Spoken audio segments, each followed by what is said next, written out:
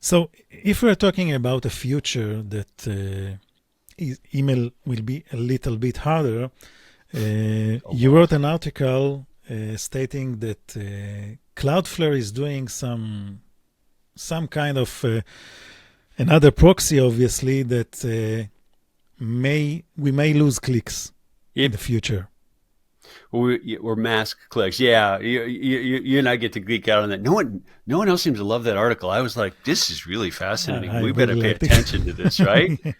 So, Cloudflare, arguably one of the biggest contenders in the network edge right now, and I think one of the smartest companies growing at the moment. I really think they've done some extraordinary stuff, and so I pay close attention to them.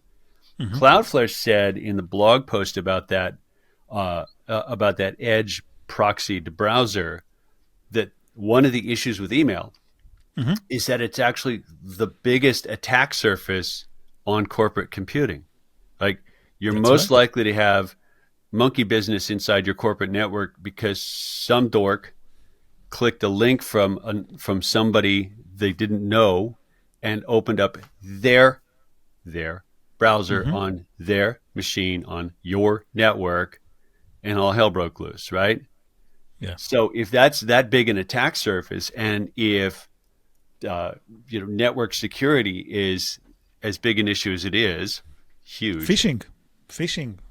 Like you get phishing, malware, like you just keep going down the list. It's like the fact mm-hmm. that we allow links to launch a browser on a desktop, if you think about it logically, is just knuckleheaded. It's like, wait a minute, that's my browser. It's got a zillion things about me and my behavior, and I'm gonna run a web page I don't know that's got access to everything inside that sandbox. Wow!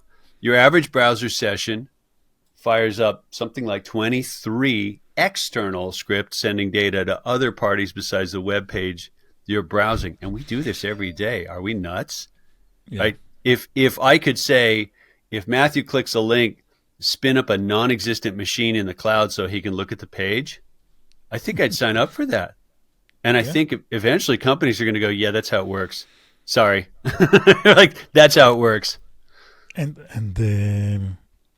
we can argue that Apple is already partnered with Cloudflare. Very closely. And I think it's a small... They just can do it with a flip of a button. You know who's been experimenting with this for well over a decade? Amazon.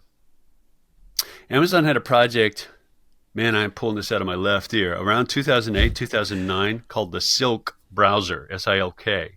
And mm-hmm. what they were tinkering with was browser sessions in the cloud and relaying the screen and data to the browser here.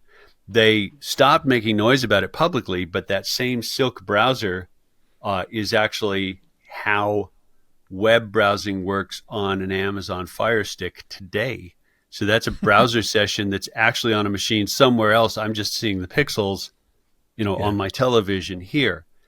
Apple iOS, the browser renderer is Apple's WebKit. No matter what app you write, you've got to do HTML on WebKit. So if Apple said WebKit now spins up virtual sessions on Cloudflare devices, mm-hmm. sorry, app developers, you have to use it. Flip of a switch, as you said, the world would change a whole bunch really fast. Granted, that's an iOS-centric view, but would and could others follow suit? If I were running corporate desktops, I used to be a CIO. If I were running corporate desktops now, I'd be pushing in the direction of VMs, not physical machines, so fast everyone would hate me. Why? Because it's cheaper in the long run.